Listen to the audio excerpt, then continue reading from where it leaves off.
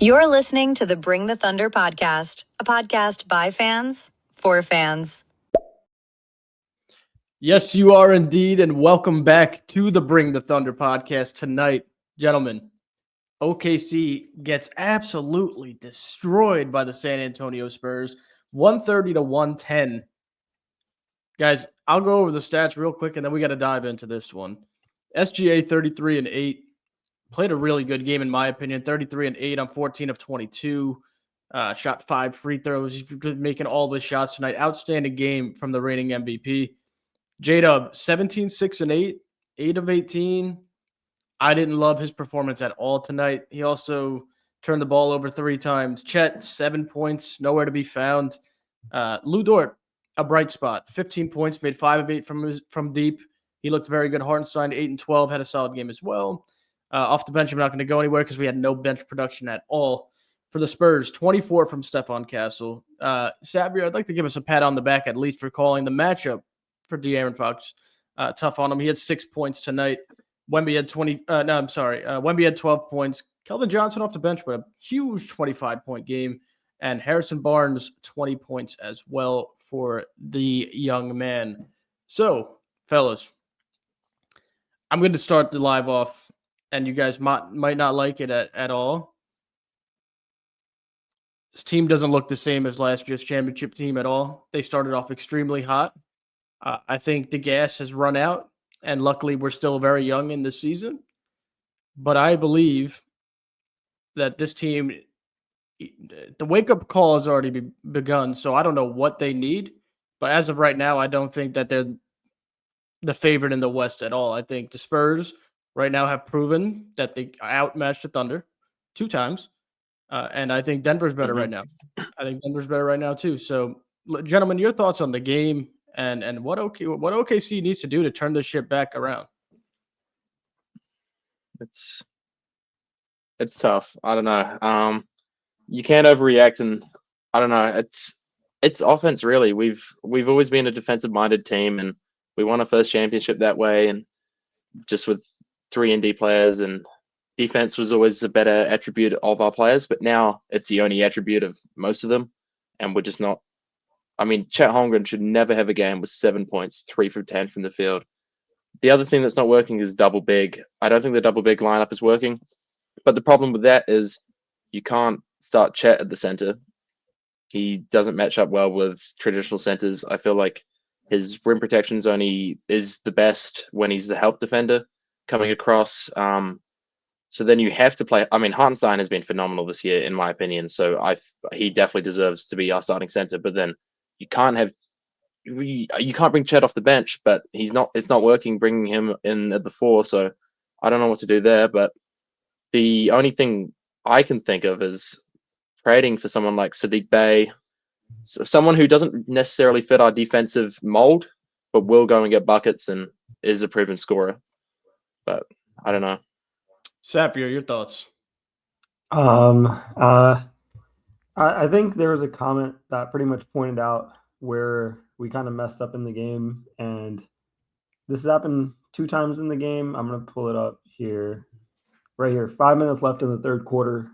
Mark ends up pulling SGA, which pretty much turned the whole game around, and I felt like that happens quite often where Mark thinks that the role players are going to be able to sustain a lead, and so he goes to the bench. And of course, you want to have trust in those guys, and you want to give or be able to give SGA rest. But I mean, he's able to play on some nights where he's needed and we're losing games, considering the amount of rest he gets throughout the season, and especially this year, him being load managed as much as he is. I know it's just a random game in December. We are playing the Spurs. But at the end of the day, like, you can give extra minutes at points where needed. And I think SGA himself probably could step in and mention that, like, hey, this is a close game. Probably not a good time to sub me out. Kind of pull a LeBron James in that case. And I'll show you guys, not just by me saying it, but the game overall. Let me get this overlay off of here real quick and share with you guys what I'm talking about. So we have a lead tracker. This is usually what I use to look at, how a game kind of flowed. It usually gives me a better idea than just me saying that a game flowed a certain way. I usually look at this to actually tell us realistically how the game was flowing. And you can see we started off pretty well. Most of our role players were playing well. I think Lou Dort, Isaiah Joe were hitting some shots. Then they came up with the lead, kept it going all the way into the third quarter, which is rare. We always start pretty hot going out of the half times, which we did. And then they took the lead back. And then we had an opportunity with SGA on the floor, a little bit of a lead. As soon as he's out, boom, they just go on a massive run. He comes back in, cuts a little bit into it. And then from there, it just kind of steamrolled out of control. And I think the lesson there is he can only do so much. And if you keep playing with fire of, hey, we're just going to use the last 6 minutes of a fourth quarter and SGA is going to carry us home to multiple victories throughout a whole season, I just don't think that's a sustainable model. You have to, teams are learning what kind of, how we're playing, what kind of rotations we're having, where to hit us. And clearly they put a lot of their eggs in the basket of when SGA is going to be out, those minutes we're going to prioritize. And you can see that. I see that in the early start of the second quarter. They're on a nice run. So it's clearly the SGA non-minutes that they're prioritizing. Obviously, we're missing AJ, who's a sixth man of the year candidate. But this truthfully comes down to coaching at the end of the day. Like if a team is recognizing where your strengths are, and a Spurs organization is a very smart organization. They're going to do the film breakdown. They're going to look at more advanced analytics than most other teams. And I feel like from a matchup perspective, they did really well. And we did not. And I think this is something that's going to be a lesson to be learned, but I don't think we've quite learned the lesson considering we're still keeping the same lineup, the same rotations.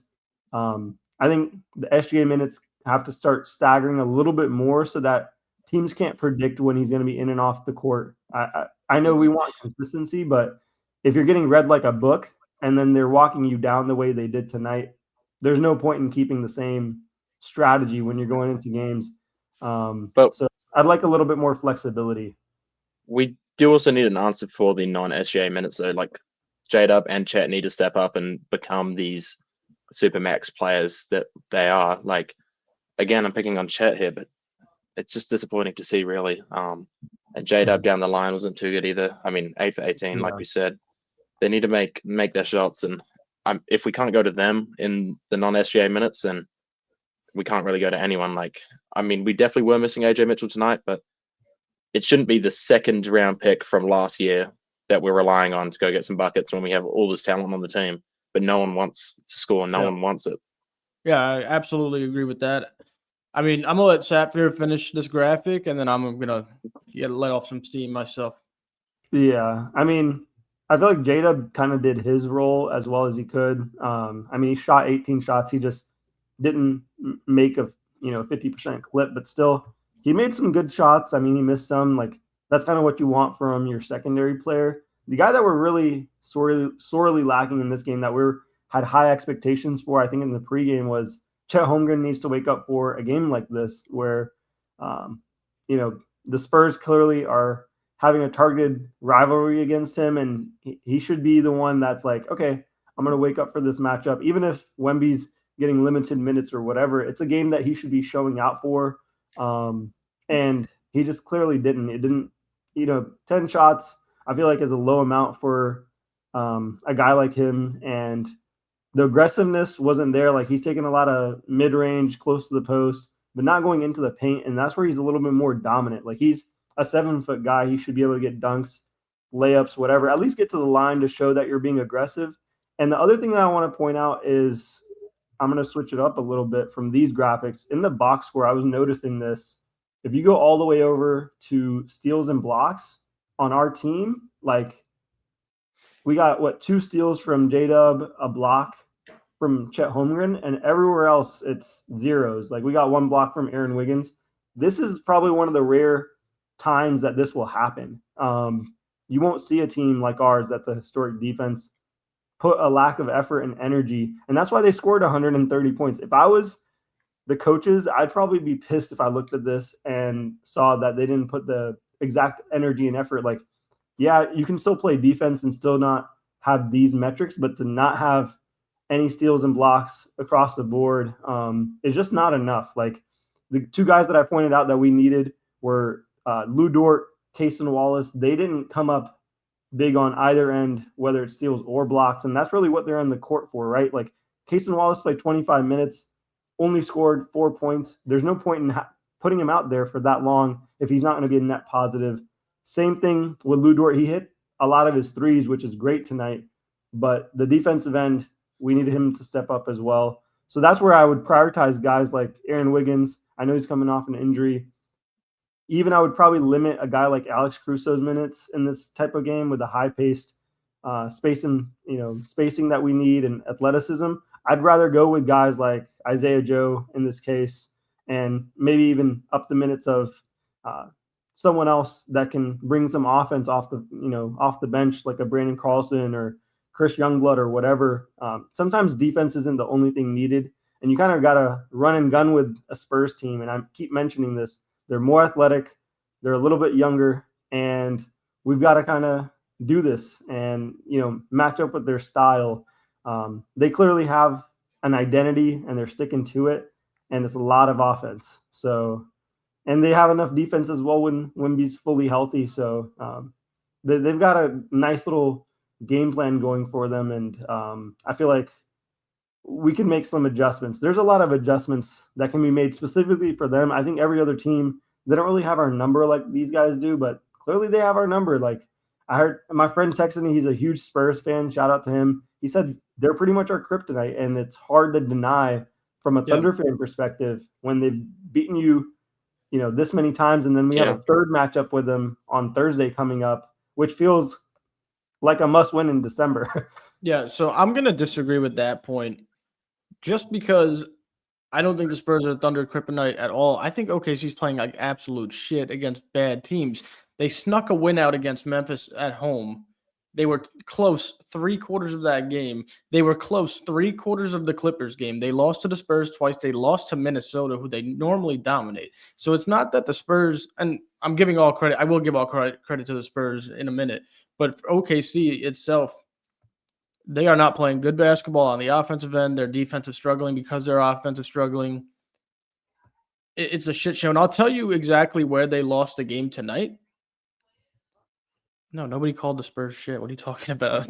But where OKC lost the game tonight was they matched the field goals attempts. They pretty much matched the 3 points. The turnovers weren't. It was pretty close. Rebounds, we won. OKC they didn't play aggressive at all tonight. They looked extremely scared outside of SGA. They got 7 free throw attempts tonight. And that's not on the refs. That's on OKC. They weren't aggressive at all. They weren't getting to the rim. A lot of 3-point shots. A lot of when they were trying to get to the rim, fading away like J-Dub does, what we always complain about. And they did it all night long. So if they're not going to be aggressive, especially against the Spurs team, and not get to the line, they don't have a chance. And that's the case against everybody. Everybody. They've been awful. Like, we're not going to sit here and ignore, and I know I missed the live the other night. We're not going to sit here and ignore and say that they played well against Memphis. They didn't. They looked like shit for 3/4 and then went on a run in the fourth. We're not going to sit here and say that they played well against the Clippers. They didn't. They looked like shit for 3/4 and won the fourth. Like, this is becoming a trend, and I don't know if they're tired because they went all the way to the finals and had 2 7-game series and a tough battle against Memphis. And then they started off so hot that now they're slowing down. But this team right now is nowhere near as good as they were during that finals run last year. And I'm telling you guys, if this continues, the coaching, the playing, the aggressiveness, the play style, this is going to fall real fast. Now, obviously, they will stay a playoff team, but they won't be the 1 seed. They won't be the 2 seed. I don't even know if they'll be the 3 seed because the Spurs have 4 less losses than them. Denver's right on their ass. Houston is right on their ass.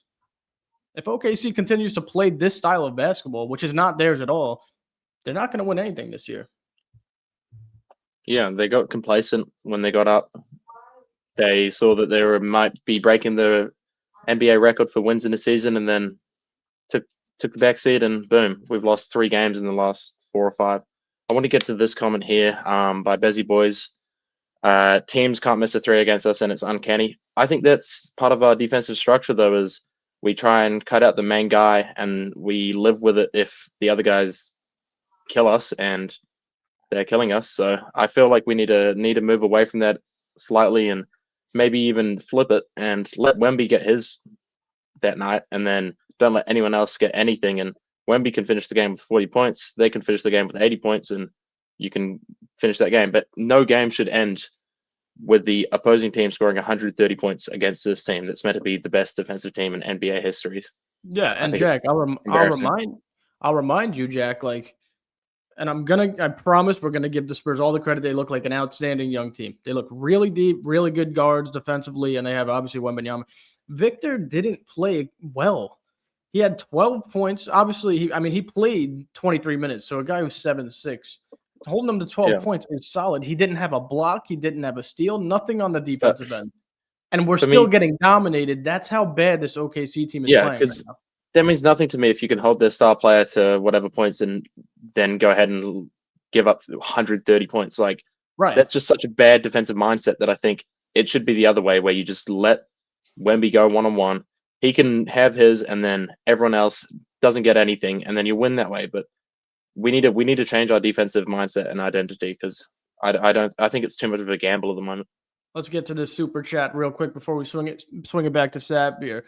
Matt said, this historic defense gimmick doesn't work when your defense is predicated on wide open threes, because literally everyone will have magnet ball on you. Well, Matt, first I'm going to answer. I'll let the guys answer right after. I absolutely agree, but here's the thing. During the playoff run in the finals, we did it last year. We let them shoot corner threes, and teams missed. The year before, when we got bounced by Dallas, Mark's game plan on the defensive side was to let teams shoot corner threes, and PJ Washington looked like prime Steph Curry. It's gonna happen, and I'm gonna be the one to say it. I think we kind of got lucky with the amount of misses that happened last year, because if teams shot the ball not like 60%, but if they shot 45%, we're not even close to winning any of those games. So Matt, shout out to that comment. I absolutely agree. Yeah, that's a W. That's exactly what I've been saying. Yeah, W comment. And I think if you're a Thunder fan, you know this is kind of our style. I do want to get to more, I guess, not advanced stats or anything like that, but more stats and stuff to back up some of our arguments, and also make my own arguments here. We were missing a playmaker, and it showed. They had 34 assists versus our 22. I usually bring this up when the Thunder lose, because this is kind of a common theme and trend with our losses, and I figured this out last year, and it continues to kind of be a true statement when we don't have AJ in there, and maybe a mix of other guys getting assists. And for some reason, Hartenstein's assisting ability has kind of dropped off the face of the planet. He isn't looking to be that playmaker for us like the way he used to be. And when we only are relying on SGA, J-Dub, it gets very predictable very quickly. And this game just kind of shows that we are predictable, and they figured a couple things out with us, with our rotations, with who we're going to go to the, in terms of for the playmaking for. And on top of it, they also dominated us in the paint. That's a rare thing as well when it comes to a Thunder game. Usually we're hitting our 50-point mark, but for them to have 60 points in the paint is kind of uncanny. And especially when we're playing double bigs, that doesn't even make sense to me on a night that Wemby doesn't play a lot of minutes. They're going guard heavy, and they're dominating us in the paint. That shows me Chet and Hartenstein didn't do their jobs tonight on the defensive end. The stats, I don't care about them.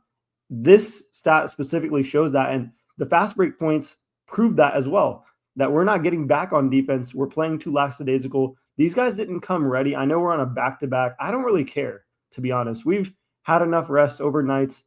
SGA is still playing as hard as he can, and the rest of the guys are just not clicking. It's like he should be having a ton more assists. J-Dub should have a ton more assists, and we're just not getting it. And you can see that with the second chance points as well. Like, we got beat tonight.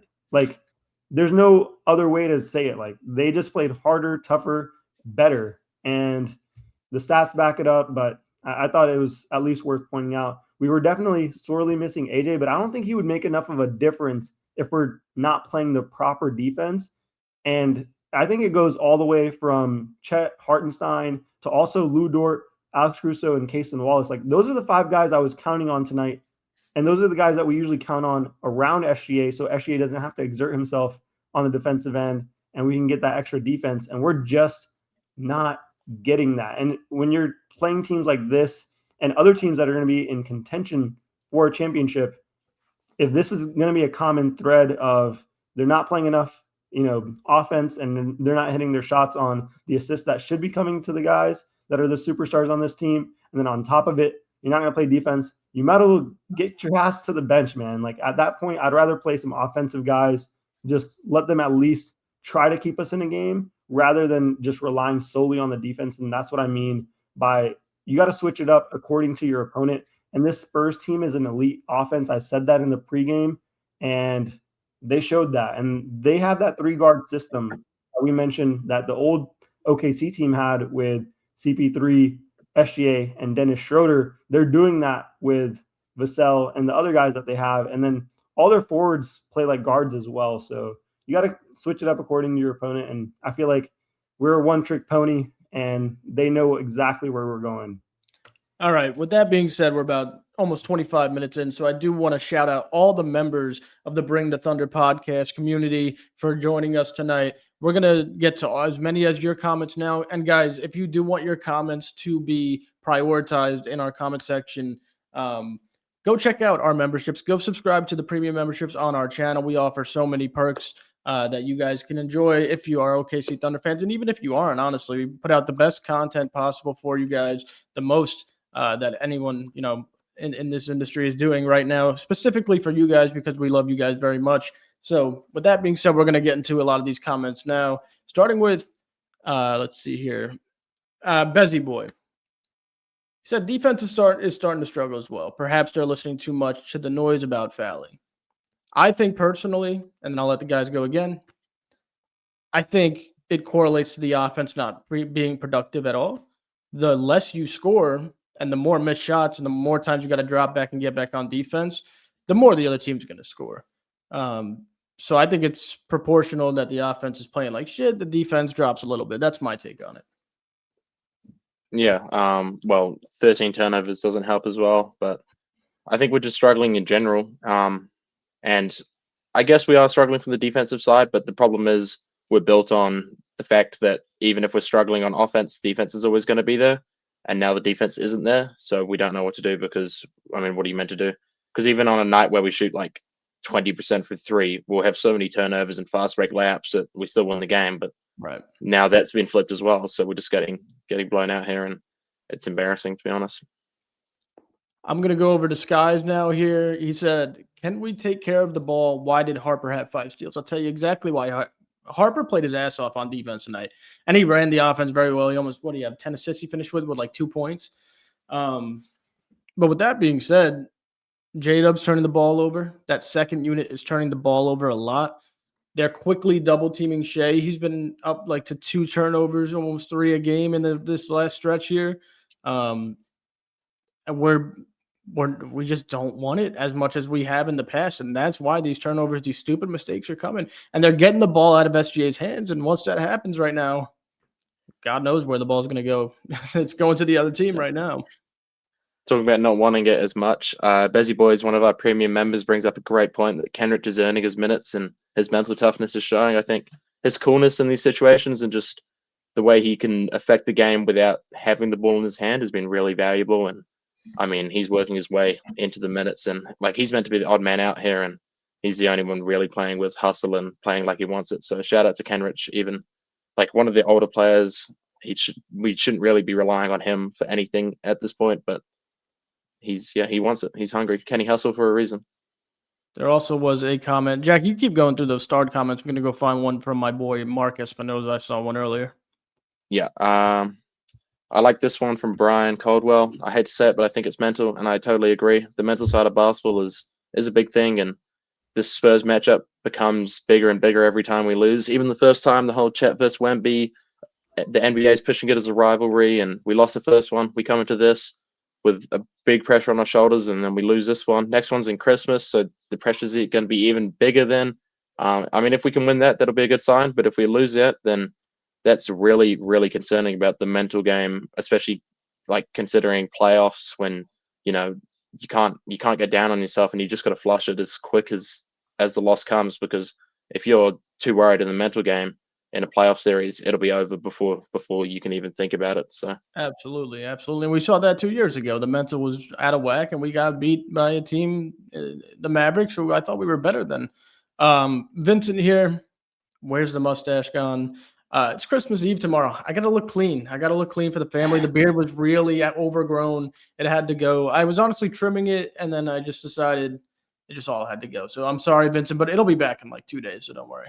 I want to get to this comment by Remix. He said, stepping away from the mustache for just a second, the fact that OKC lost and the Star played like under average is not a great sign. I know he's probably referring to Chet and J-Dub because SGA obviously showed out tonight. That is, honestly, we've already mentioned this, like it's not a great sign. And we paid a lot of money for those guys. Obviously, we put them on extensions. These are the times that we need them to step up. Even when role players, guys that I've been mentioning that should have stepped up, it should really be on those two shoulder to. I think in the pregame I mentioned both of them should easily score 20 plus in a game like this. That should be a easy expectation when we're playing net positive teams that are going to be playoff contenders. These are the games that I expect them to not have dips in their averages, and that's what you usually pay max deals for, and we're not getting that part out of these guys. And I know they definitely will look at themselves, but man, it's still disappointing. Like it's kind of getting hopefully it doesn't turn into a trend. Obviously we've won a lot of games, so I'm not overreacting on that standpoint, but Chet's been a guy that has dealt with a lot of mental things when it comes to missing free throws, this, that, and the other, whatever it may be. I need a little bit more from him, especially if he's watching tonight. Yeah, I agree. I can't really trust him at the moment. Can't trust him playing the 5. I don't trust him getting fouled late game and making the free throws. We saw it in the Denver game winner in the playoffs last year, in the Spurs loss earlier. He needs to step up because we paid him because we believe in him, and now he needs to believe in himself. I've seen some overreactions from this game, including like trade him and stuff, and obviously that's a bunch of BS, and we don't do that. But he needs to lock in, otherwise there might be some awkward conversations 2 or 3 years down the line, especially with his next contract. I was muted. I apologize. I love that you bring up that we don't do the BS talk. We're only here for the real talk. So we're not going to talk about Chet being, in trade talks, but he does need to pick it up. Shout out to Tony for the donation in the super chat.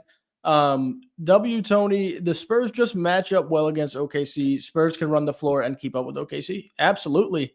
But Tony, for me, I think the Spurs match up extremely well because their guards are very similar in the sense that they're kind of outside of Fox. Fox is an offensive guy, but they're defense first guys. Castle will lock up. He'll try to lock up your best player every night. Dylan Harper comes off the bench, and he's supposed to be, scoring, getting assists, but he wants to guard the best player.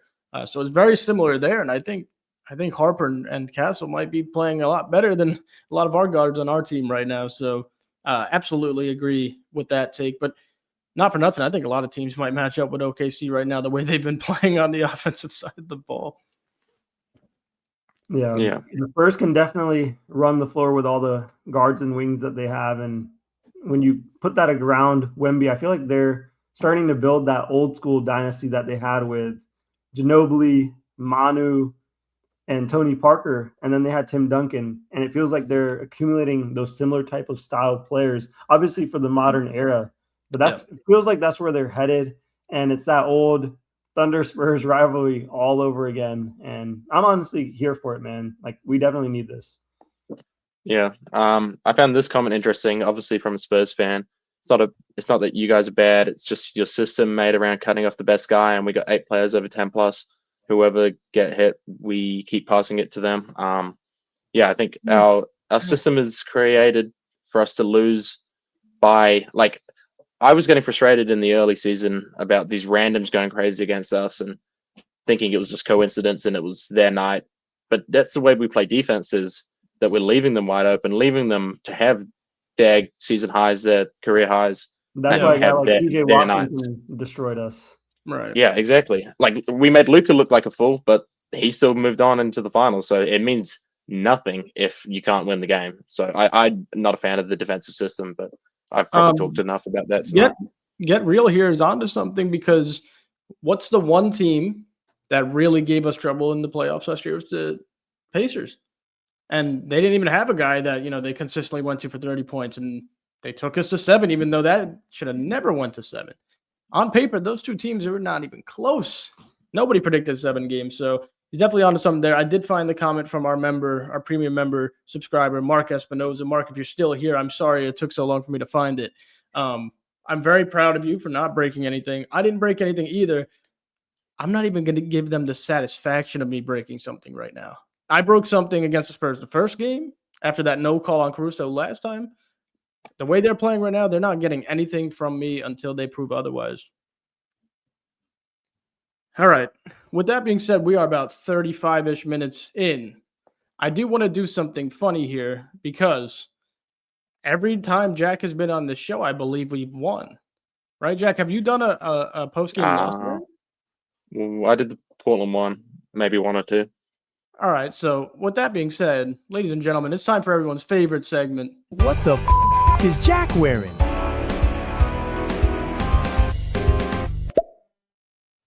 So, ladies and gentlemen, the rule is Jack only wears a jersey after a Thunder win.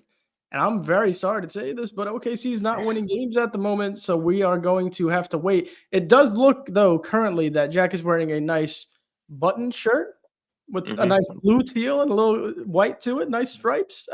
Yeah, so for anyone who guessed the Nike golfing polo, you are correct tonight, but I don't think I saw that one in the comments. Savir, do you have a star bench cut or something for us tonight? Yeah, most definitely.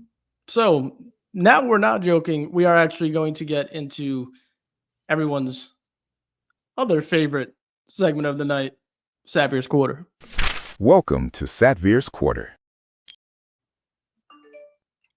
All right, guys. What do you guys think about this start bench cut?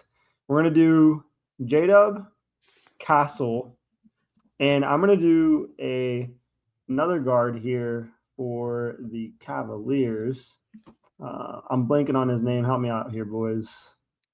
The backup guard that they're looking to trade. Not Donovan Mitchell. You're talking about Darius Garland? Starting point guard? Darius Garland, yes. Darius Garland, Castle, and J-Dub. Rank those guards for start bench cuts. Joe, I'll start with you. I love it. I love that you came to me first. I'm very happy, and I'm very thankful that you did, because I'm ready to talk about this. I'm going to talk about current right now. Current right now, I'm starting Stephon Castle. Stephon Castle has been really good on both sides of the ball. He shoots well. He gets to the rim well. Protects the basketball. Plays extremely good defense. So as of right now, Stephon Castle is starting. J-Dub's going to the bench. He's still creating a lot of offense for the team, even though it's been really shitty since he's come back and up and down. He's still 8 assists tonight, double-digit points, big rebounds, good defense. But Darius Garland could get out of there. He's been in trade rumors for 3 straight seasons. There's rumors now that he wants to run his own team. I don't know how true they are, but they pop up every year. And he's also injury prone as of right now. So Garland can get out of here. I don't trust. And I don't like guards who are like 6'3" unless they're like, generate historical talent like Steph Curry, Chris Paul, stuff like that. So, Jack? Ank says start Castle, bench J-Dub, cut Garland. Wow. I think we can all agree cut Darius Garland. I just think right now, I think Unk's right. Right now in this moment, Castle. Yeah, I'd have to agree. J-Dub, coming off the injury and everything, hasn't been as good, but fully healthy. Obviously, J-Dub starts, and I don't think anyone can disagree. But right now, I might have to take Stephon Castle. They beat us, so might as well show them their props, right? No way. There's no way. This guy with a broken wrist had 40 in the finals. Like, come on, guys. That's not right now, though. That's fine, but I'm still Post-surgery is different. that's fine. Post-surgery, whatever. I'm still taking J-Dub to start. I thought this Garland because he's garbage. Shout out Garland's a Indy, man. solid Indy assist makes me guy, laugh and every he can- night, bro. Yeah, Indy's amazing. But yes, we'll cook Garland, but I do think he has a great skill set of just assisting for a team. And maybe a team like the Kings could use just a basic pure point guard. And I think that's exactly what Garland is. He doesn't have the versatility of Castle and J-Dub. I feel like they're both close. Obviously, Castle is the younger of the bunch. And I can see why his recent stint of games would point you guys towards his direction. He's got the hops, he's got the three-point shooting, he's got the defense. He's technically got it all, but I do believe J-Dub is just a little bit more elite on the defensive end. That is going underrated in this, I guess, topic right now. Even if J-Dub's offense is lacking at times, he's still doing things that I don't think Castle is able to do just yet. And until I see it, I'm not going to believe it. So I'm going to start J-Dub, bench Castle, and put Garland for the cuts. But we can move forward to some more comments. Our members are going crazy right now. Yeah, let's get to Austin here. Shout out Austin. He's one of our newer members. He said, I feel like we are the 90s Pistons and 27 or 28 Spurs will end our run, and it will be Wemby show. However, Thunder win 2 to 3 titles.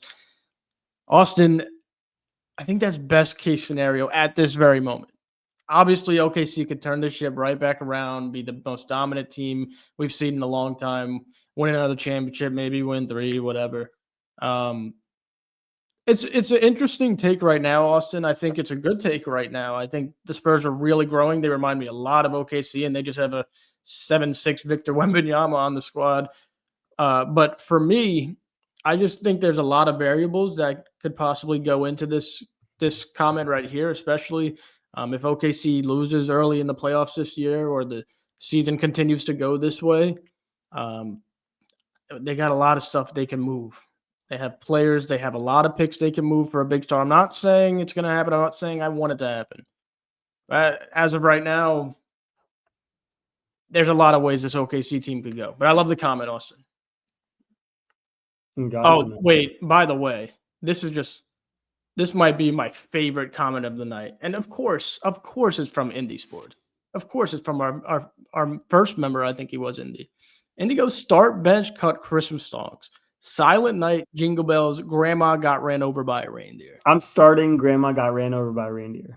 Like, I'm answering this first. I'm going to bench Jingle Bells and cut Silent Night. Any thoughts, Jack? I don't know. Grandma got ran over by a reindeer. Trust me, it's fire, bro. Trust me, Jack. Just by the name, I'm going to bench it. I don't think you can go wrong with Jingle Bells. It's got to be a starter. Like, Jingle Bells are timeless. Come on, there's so many different versions, and I feel like he's so versatile. Does a bit of everything, right? So, and then Silent Night, washed. Silent Night's washed. Needs to hang it up and retire. So, cut Silent Night. I'm gonna send you a Grandma Got Ran Over by a Reindeer. That's Jack. I feel like that's Jack just coming at my age again. Just because I'm a few years older than the guy. For me, I'm totally starting Jingle Bells. I mean, hard to beat. Yeah. There's a lot of good songs out there, Christmas songs. But Jingle Bells, I mean, it gets you right into the Christmas motion, bro. I love Jingle Bells. Sure. I'm benching Silent Night. Silent Night, I'm going to sing my ass off to some Silent Night while I'm in the car and it comes on in the radio during Christmas time. I love Silent Night. Grandma Got Ran Over by a Reindeer. For me, personally, legendary, more of a meme. I think it's more of a meme song. But great. I have to give it a listen. Great question by Indy. Love that comment. And to everyone who does celebrate, happy holidays, Merry Christmas, all the goods, and I wish everybody's family a happy holiday. With that being said, fellas, we're about 42 minutes in. Do we have anything else we want to go over? We'll preview the game tomorrow. On Christmas Day, actually. So I don't want to talk any more Spurs. Yeah.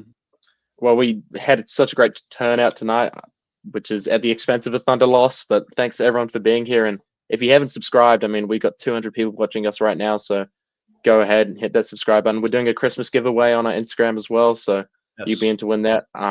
Even if you're a Spurs fan, you can still win the gift card, man. Yeah. If you're a fan of any NBA team. Yeah, we love to have you and chat about hoops, right? So Satvir, you had a few more comments you wanted to get to?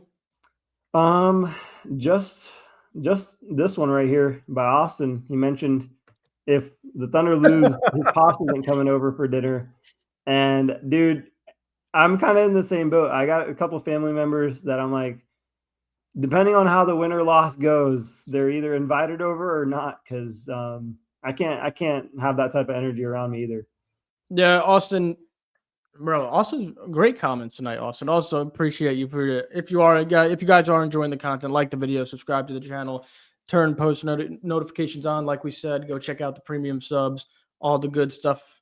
And Jack mentioned our Instagram is at Bring the Thunder Podcast. Go check out our giveaway. It's $120 NBA store gift card.